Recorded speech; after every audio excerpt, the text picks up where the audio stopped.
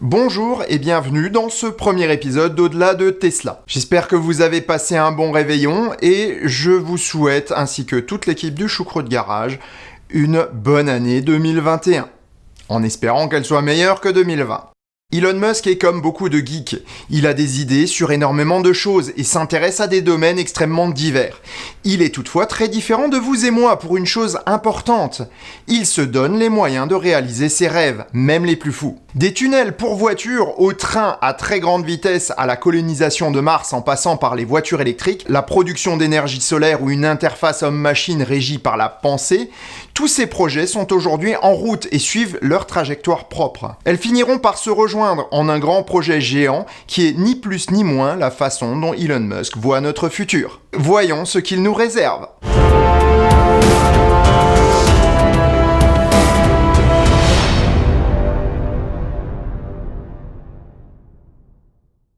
Avant de commencer, je vous rappelle que les abonnements à la chaîne sont toujours primordiaux pour la survie à long terme du Choucroute Garage. S'abonner est gratuit et sélectionner toutes les notifications à l'aide de la petite cloche vous permettra de ne rien rater des prochaines émissions, mais également de soutenir mon travail. Merci d'avance. Aujourd'hui, nous parlerons du projet de Tesla de réaliser le roadster le plus rapide du monde grâce aux technologies des moteurs de SpaceX. Si j'ai choisi ce sujet pour commencer cette série, c'est pour bien illustrer le propos de ce nouveau format. Dans ces moments troublés à l'actualité négative, aux polémiques sans fin et au pessimisme général, j'avais besoin de retrouver un peu de feu sacré et de vous le transmettre.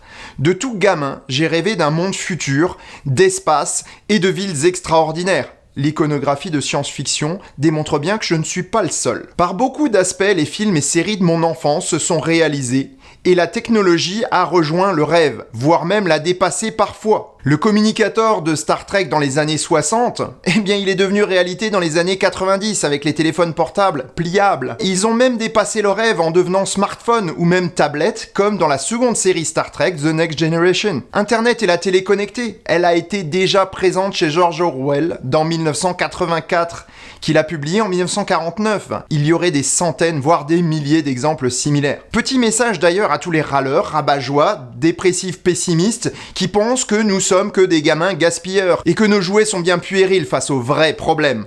Préserver les ressources c'est bien et faire n'importe quoi l'est nettement moins, mais c'est par le rêve et le jeu que les hommes inventent, évoluent et rendent la vie meilleure. Personnellement, je préfère qu'on dépense des millions dans la recherche spatiale, dans de gros jouets comme le Roadster Tesla ou dans des loisirs constructifs ou instructifs. Cela fait rêver, ça rend la vie plus belle et fait avancer le monde. Si un monde sans joie, endroit purement efficace mais dénué de peps est votre kiff, la Corée du Nord est un endroit qui vous plaira sûrement. Rassurez-vous, vous pouvez y aller, vous ne nous manquerez nullement. Ceci étant dit, entrons dans le cœur du sujet. Lorsque je parle de moteur fusée, je suis certain que certains d'entre vous voient ça. 5, 4, 3, 2, 1, 0. Ignition.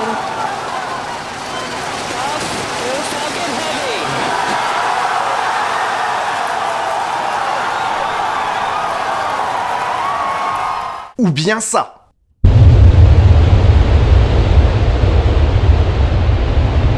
En fait, je parle plutôt de ça.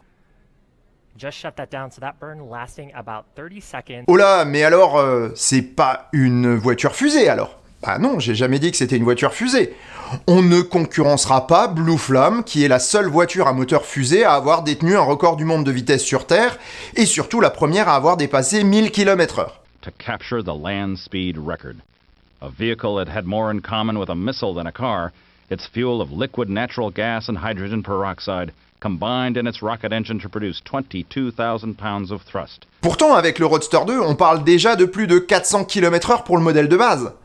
Musk s'est exprimé sur le sujet des performances de la version SpaceX et a précisé qu'il serait bien plus rapide, sans pour autant donner de chiffres. La première voiture de série a dépassé les 400 km/h, et je mets des guillemets tant il s'agit d'une auto de haute technicité, mais produite à la main de façon artisanale, et la Bugatti Veyron. Elle a depuis été rejointe par des autos comme les Koenigsegg ou d'autres hypercars. La problématique de toutes ces autos n'est pas tant d'atteindre cette vitesse que de tenter de rester au sol. En effet, à partir d'une certaine vitesse, une auto a tendance à s'envoler.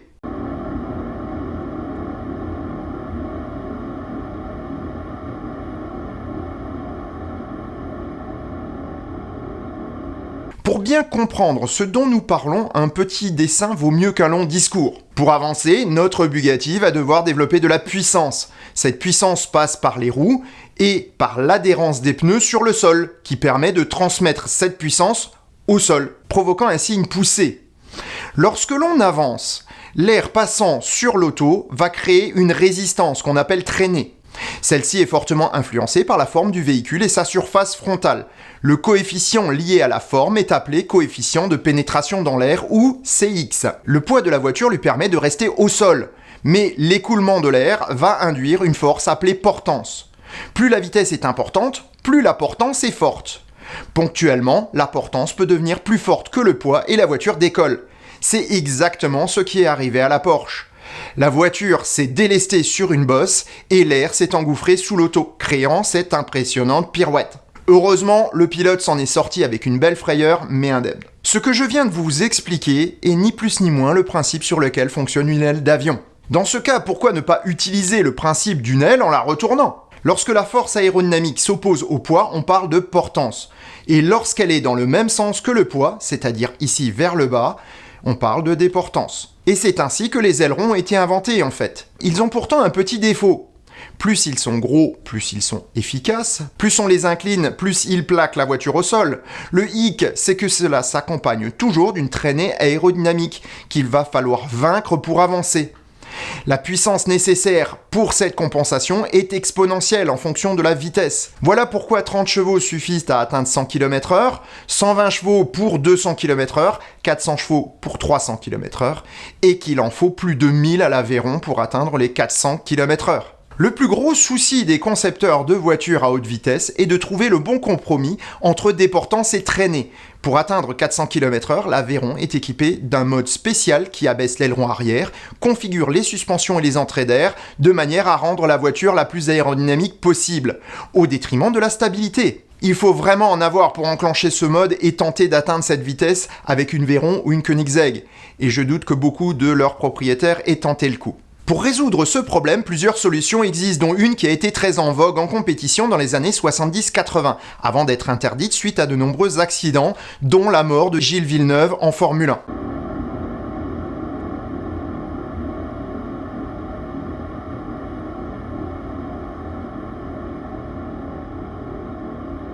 Cette solution, appelée effet de sol, repose sur le principe physique de l'effet Venturi. Imaginez un vent qui passe dans une vallée. Au milieu de la vallée se trouvent deux montagnes qui rétrécissent la vallée. Le courant d'air passant par là va alors s'accélérer, créant une dépression. C'est exactement ce principe physique qui sera utilisé dans les Formule 1 ou les voitures d'endurance, sous le nom d'effet de sol. L'air qui passe sous la voiture est accéléré, puis relâché à l'arrière de l'auto par un diffuseur, ce qui abaisse la pression sur la voiture, l'aspirant littéralement au sol. Le souci est que si l'auto est trop loin du sol, cela ne fonctionne pas bien. Les ingénieurs inventèrent alors des jupes permettant de réduire l'arrivée d'air sur les côtés de la voiture, ce qui rendait le système d'effet de sol extrêmement efficace. Toutefois, comme pour un aspirateur dont on bloque le tuyau, lorsque la jupe se soulevait, la force d'aspiration disparaissait d'un coup. Les ingénieurs ont bien tenté de rendre le système plus efficace mais aussi moins sensible en ajoutant réellement un aspirateur au système. Cela a été extrêmement efficace, mais pas plus sécurisant, au contraire. La Chaparral 2J de 1970 faisait encaisser jusqu'à 8 G en virage à son pilote, dans des conditions idéales bien sûr, mais ce qui est à la limite de ce que peut encaisser un humain entraîné. L'adoption du fond plat obligatoire en compétition a résolu ce problème de sécurité au prix d'une baisse de performance. À la lumière de cette histoire, les ingénieurs de Tesla ne pouvaient bien entendu pas utiliser un tel procédé pour plaquer son roadster au sol. Sur la version de base, ils ont choisi une aérodynamique classique, avec un peu d'effet de sol grâce à un diffuseur arrière et une forme générale favorisant la déportance. Le poids des batteries, idéalement réparti avec un centre de gravité très bas, va plaquer l'auto au sol de manière uniforme entre l'avant et l'arrière, ce qui devrait être suffisant pour une conduite au quotidien. Pourtant, sur circuit par exemple, le compromis choisi par Tesla réduira l'adhérence en virage et limitera les aptitudes de la voiture à une conduite sportive. Lui adjoindre des ailerons ferait le job, mais la voiture serait moins rapide en ligne droite. De plus, des appendices aérodynamiques même mobiles ne seraient pas très efficaces à basse vitesse. Tesla devait donc trouver un moyen innovant et si possible ultra cool pour résoudre son problème. Jamais à court d'idées, il ne faut pas oublier que les ingénieurs de Tesla ont passé des années hébergés dans Dans les locaux de SpaceX, le principe d'action et de réaction leur est bien sûr familier, ce qui leur a donné une bonne idée de ce qu'il fallait faire. On va commencer par le principe. C'est Sir Isaac Newton qui, dans son traité sur la loi du mouvement de 1687, énonce le principe suivant.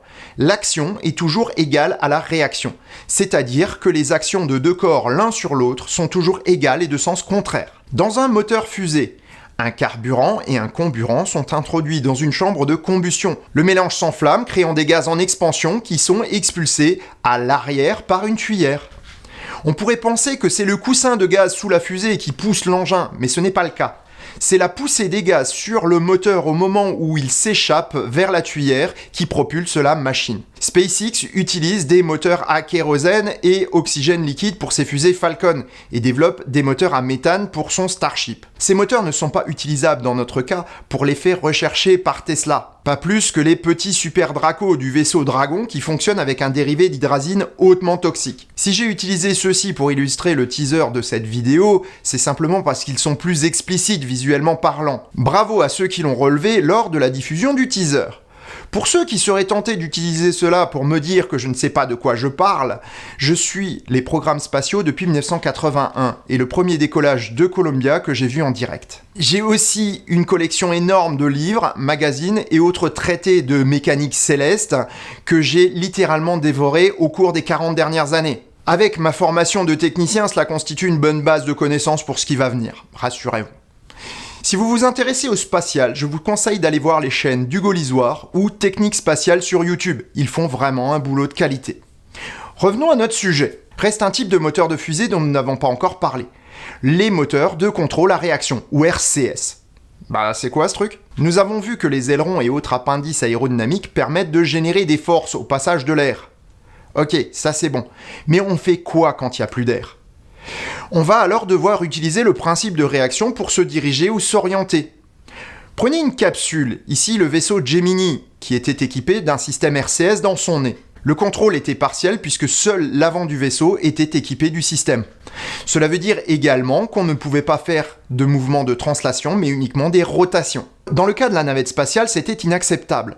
Son système de contrôle à réaction s'est donc composé de 3 moteurs à tuyères multiples. Les gaz de combustion étaient guidés vers l'une ou l'autre des tuyères pour créer la poussée voulue. Les moteurs sont imposants car la masse à déplacer est énorme. Pour des usages sur des vaisseaux plus légers ou des satellites, on utilise le même principe, mais en ne relâchant non pas des gaz de combustion, mais un gaz comprimé. C'est ni plus ni moins que ce qui se passe en lâchant un ballon de baudruche gonflé sans fermer son orifice.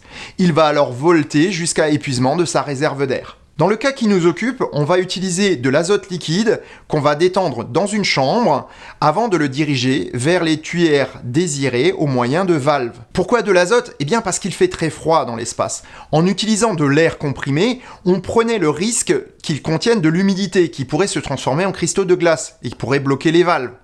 SpaceX utilise ces systèmes dans presque tous leurs usages.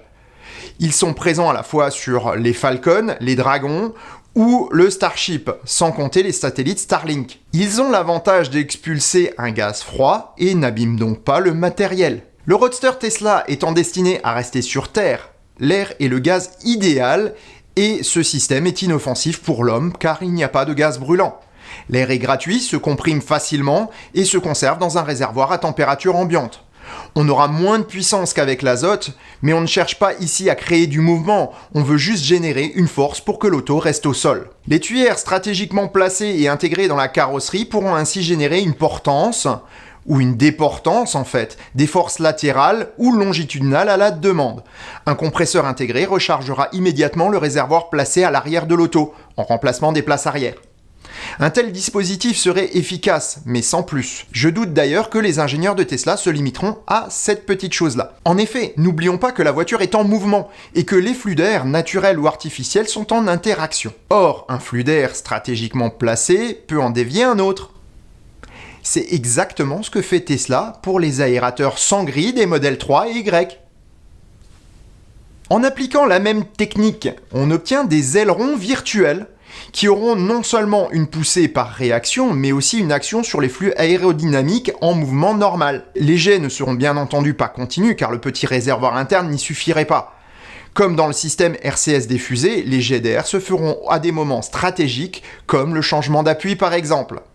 Toute la gestion du système se fera grâce à l'informatique de bord et à ses capteurs, dont les gyroscopes piézoélectriques et les accéléromètres. La voiture aura alors une capacité à défier l'adhérence et les lois de la gravité comme aucune autre, lui permettant de pulvériser le record de vitesse sur des circuits comme Laguna Seca ou le Nürburgring, tout en étant sûr et confortable sur la route. En conclusion, si le premier Roadster Tesla a été la première voiture de série dans l'espace, et si cette nouvelle version promet d'être la voiture de série la plus rapide du monde et la première à avoir été équipée d'un moteur de fusée, elle n'est pourtant pas destinée à poser ses pneus sur une autre planète. Cet honneur sera probablement réservé au Cybertruck, au moins dans un premier temps. En revanche, nul doute que ce Roadster sillonnera les tunnels de la Boring Company, accompagné de toute la gamme Tesla, mais cela, nous en parlerons dans un prochain épisode d'Au-delà de Tesla. Et sur ces bonnes paroles, je vous souhaite bonne route et vous dis à bientôt pour un prochain épisode du Choucroute Garage. Prenez soin de vous, ciao!